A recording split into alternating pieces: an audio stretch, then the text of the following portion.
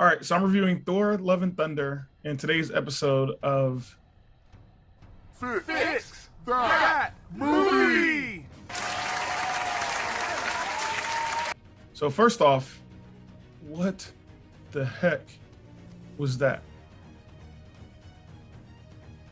I would have to say this is probably one of the worst Marvel movies I've ever seen, and I don't say that lightly. I mean, everything from the random screaming animals that was driving me crazy. Forget the ghosts. You accept it and I must take with you. Now back here. Oh, they are beautiful. Yes, they are beautiful. They also scream quite a lot. To, Thor going rated R, to just a weak storyline.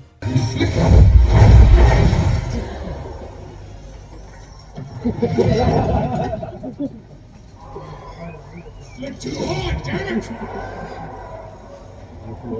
Like I wasn't impressed.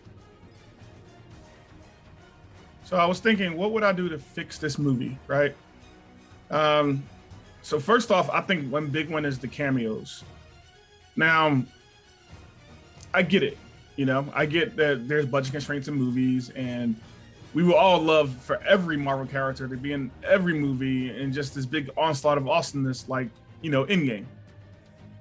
But obviously there's budget constraints and time constraints as far as the story you can convey. I get all that, right? But my thing is this. So with Thor: Love and Thunder, they had the Guardians of the Galaxy in the movie. So that means they already had the budget. They already paid for the actors to actually be in a movie.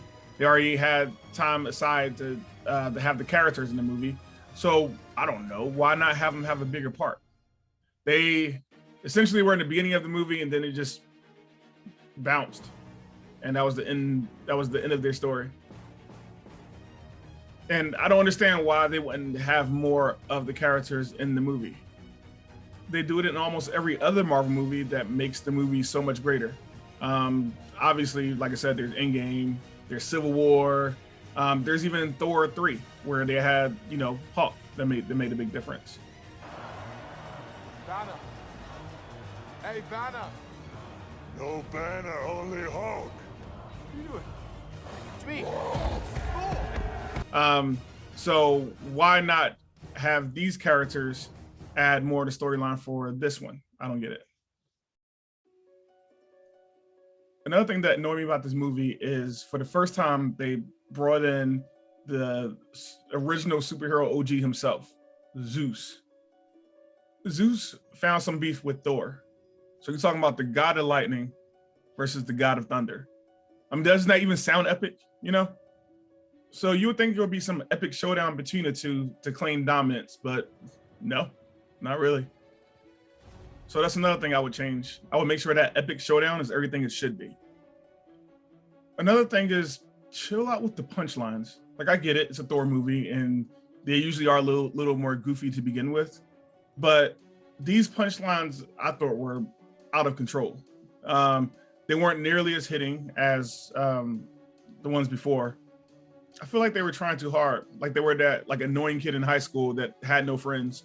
So they're trying everything in the power to show how funny and how cool they are, which of course makes them look more lame. That's how I felt this was. And if it's one thing I can't stand, it's when you break the rules of your own world. So hear me out. I get how the world of Fast and the Furious does not equate to the world of The Dark Knight. One has cars doing all types of supernatural looking feats that even Knievel would be confused about. And the other ones do things a little bit more realistic.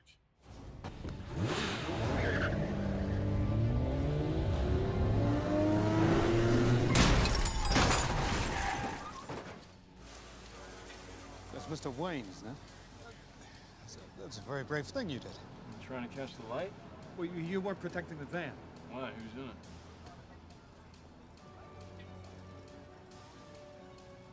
So with that said, I get how if I watch the Fast and Furious movie, I will let things slide as far as like science and gravity and stuff like that, So when it comes to Thor, in the middle of the movie, they explain a rule that exists for their world.